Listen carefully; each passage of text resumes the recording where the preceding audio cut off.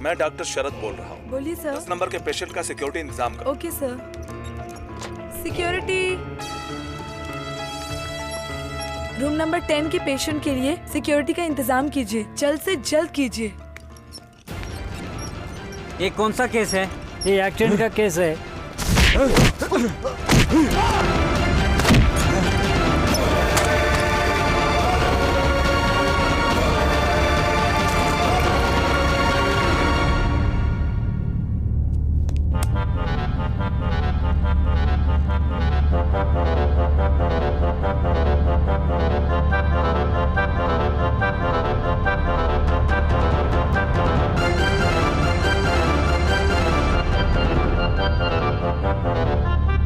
दीदी।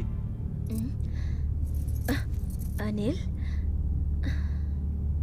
मैंने जो भी किया है, जितनी भी सारी गलतियां की हैं, उसके लिए मुझे माफ कर देना।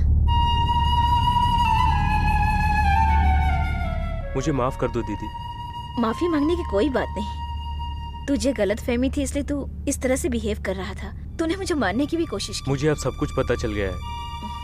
मैं अपनी जगह गलत था। चलो घर चलते हैं। चलो दीदी। इस वक्त? हाँ, इस समय ठीक रहेगा।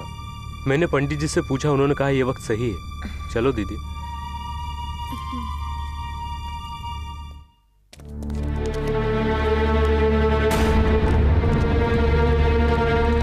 माय गॉड, अनिल सैडिस्ट है। हाँ? सर रूम नंबर 10 का पेशेंट नहीं है सर। व्हाट? ये अनिल का ही काम हो सकता है। आप लोग जल्दी जाइए, पूरे हॉस्पिटल में सर्च कीजिए।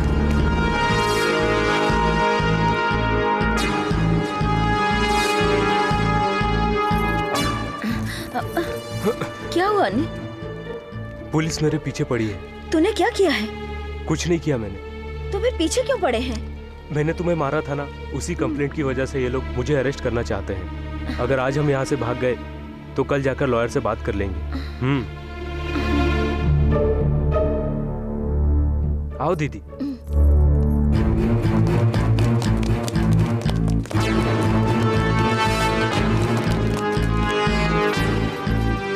मिस्टर अनिल, तुम्हारा सिस्टर इनोसेंट है, उसे मत मारो।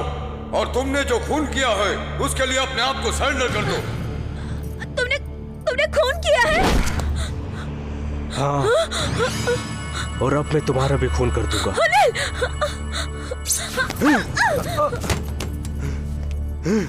Anil, listen to me. Your sister is innocent. Please come back.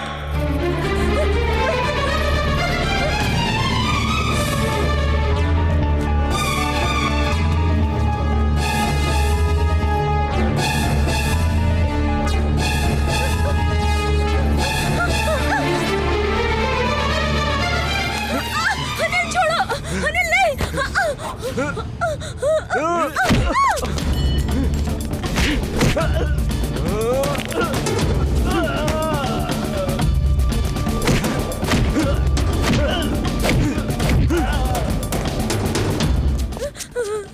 कल्पना उठो, डरने की जरूरत नहीं है, मेरे साथ चलो।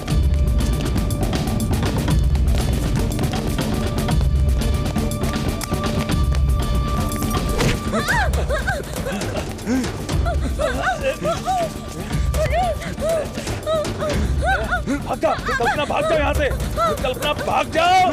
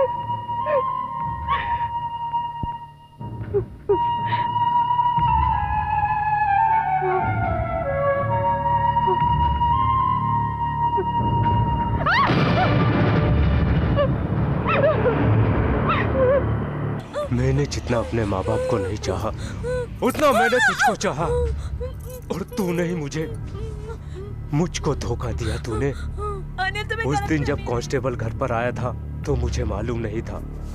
मैंने जब तेरा बैग खोलकर देखा तो उसमें मुझे कॉन्डम और होटल का बिल मिला। वो देखकर ही मैं समझ गया कि तू बुरे चरित्र की औरत है। मेरा दिल फट गया और मुझे लगा कि मैं तुझे चीर के रख दूं। 2 पैसों के लिए 10 लोगों के साथ सोने वाली औरत धर्म की बात मुझे समझाती है। अब मैं तेरा खून करके अपने दिल को ठंडक पहुंचाऊंगा। अब तू नहीं बचेगी। अनिल रुको। अगर तुमने सिस्टर को कुछ किया तो मैं मजबूरन तुम्हें शूट कर दूंगा। मुझे मारोगे तुम? मुझे मारोगे तुम? Anil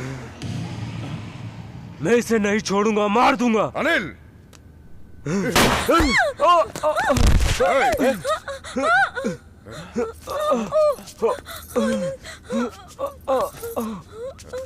sister, sister.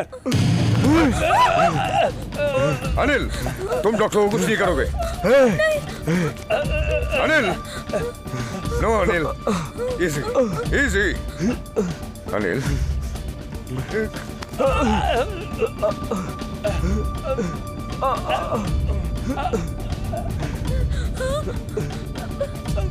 एक गंदी औरत के लिए एक अच्छे आदमी का मारे जाना अच्छी बात नहीं।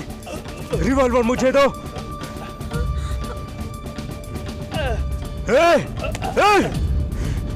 दो।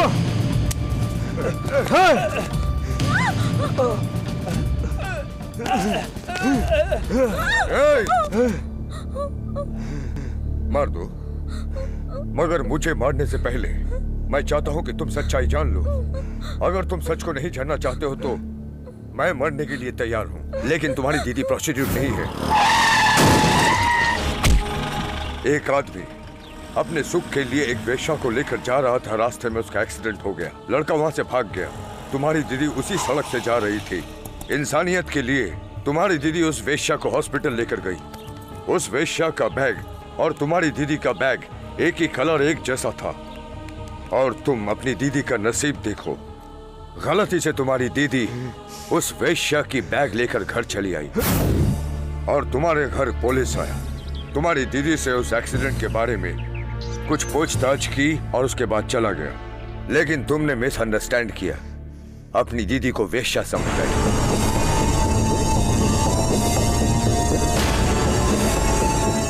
जिस तरह तुमने अपनी दीदी को मिसअंडरस्टैंड किया, उसी तरह तुमने अपनी प्रेमिका भानु को भी मिसअंडरस्टैंड किया। भानु गांव जा रही थी और ये जानकर रमैया ने उसके घर की चाबी अपने पास रख ली, और तुमने जो देखा वो भानु नहीं रमैया थी, और तुम ये जाने बिना भानु को मार डाला, और ये तुम्हारा बैठ।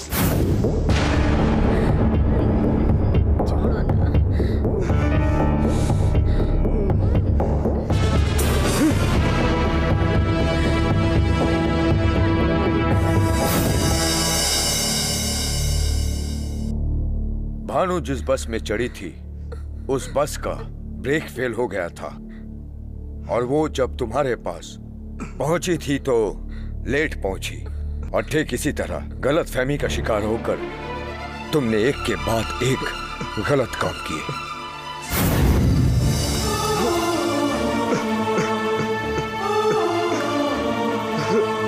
भानु,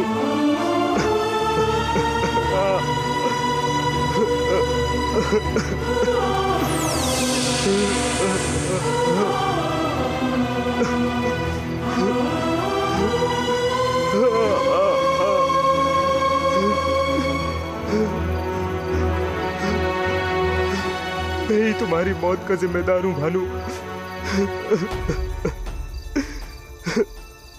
मैंने असलियत जाने बिना ही तुम्हें मार डाला, और तुम मुझे दिलो जान से चाहती रही।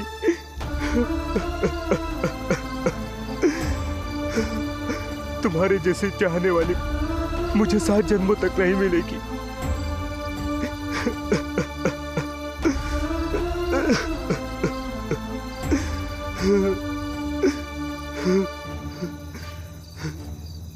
मैंने जो तुम्हें सजा दिया है, अब वही सजा अपने आप को दूंगा। मुझ जैसे इंसान को जीने का कोई हक नहीं। नो, ना, ऐसे मरना प्रायश्चित नहीं है। भानु की आत्मा को शांति नहीं मिलेगी, बट प्रायश्चित के कई और भी रास्ते हैं, उस पे चलो। Come on, come.